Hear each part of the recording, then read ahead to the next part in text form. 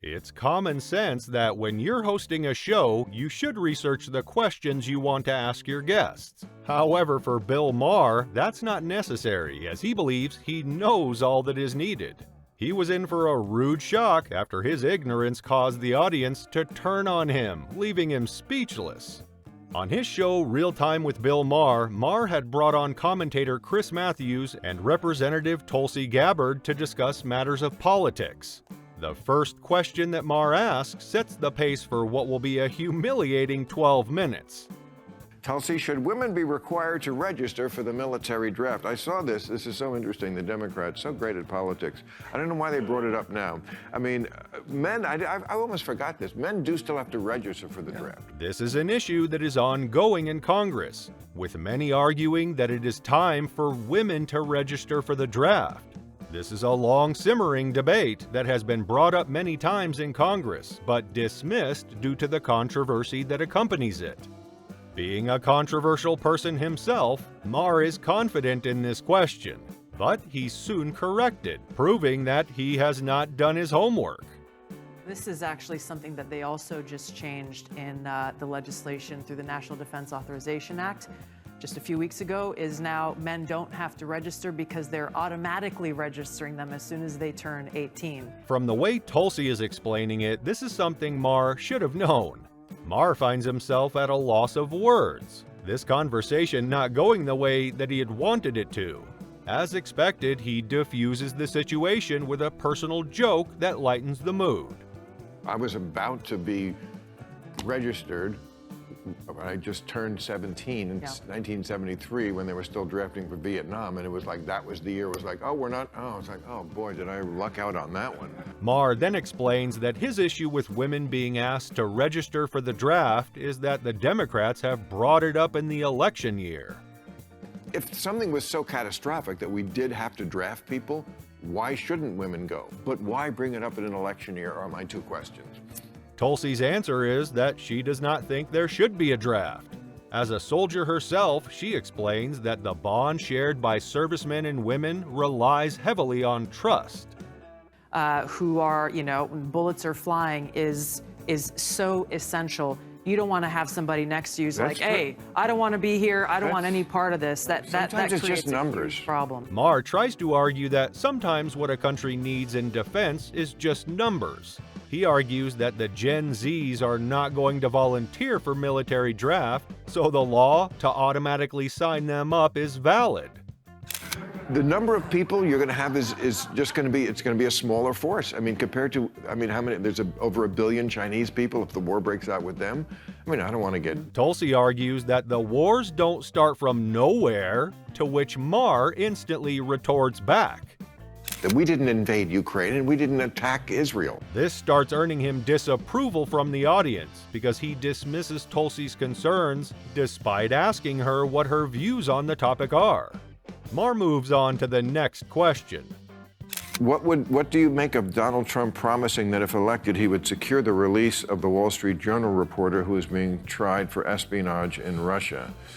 U.S. Wall Street journalist Evan Gershowitz was arrested and found guilty of espionage by a Russian court and sentenced to 16 years in a high-security penal colony.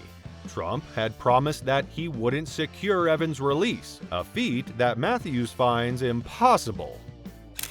Look, if he made it part of the Ukraine deal... Oh yeah, a party favor? Absolutely. Yeah. Because you know what he's going to do with Ukraine. He's going to say to them, look, Putin gets a piece. But Tulsi does not agree with this. She says that the only way the Russian-Ukraine war will end is with a peace treaty. The sad thing is that it is the Ukrainian people and their lives who are being expended the longer this war goes on, even though those who are actually paying attention know that this is only ever going to end at any point with that negotiated peaceful outcome.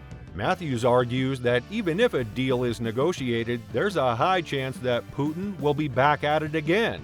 And what's to stop that from happening? He feels that any deal from Putin is the best deal. Maher then moves on to the next issue.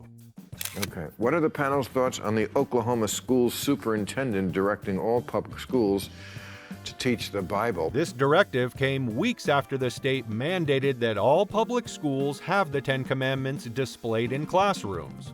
All students aged 11 to 18 are included in this, with the superintendent saying that the Bible has cultural and historical significance. We should have the freedom to be able to pray in the way that we choose or not at all, and that should also be allowed in our schools. But the freedom of religion says that we will not have a state-sponsored religion. In this case, they all have the same answer. The law of having the Bible in the classroom infringes on the First Amendment rights regarding freedom of worship. Then comes the question about Julian Assange. He's an Australian editor and WikiLeaks founder who has had multiple charges filed against him.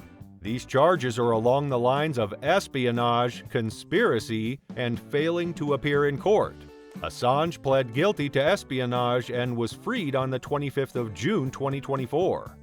Maher is right to question Assange's legacy, as it has sparked passionate debates across the globe. Many argue that Assange revealed the truth about the U.S. government, and for that he is a hero speaking up against the horrors being committed by the government. Others argue that Assange infringed on the privacy of the government by exposing military trade secrets, especially after his collaboration with Chelsea Manning. Tulsi's answer takes Maher by surprise, as he thought that she would be with those who argue that Assange should not have been set free. He voices this amidst the applause of his audience, who also agree with Tulsi, embarrassing Maher at his own show. It's not surprising that Maher is part of the anti-Assange group. Maher's concerns are valid because exposing the country's secret agents puts any foreign mission at risk.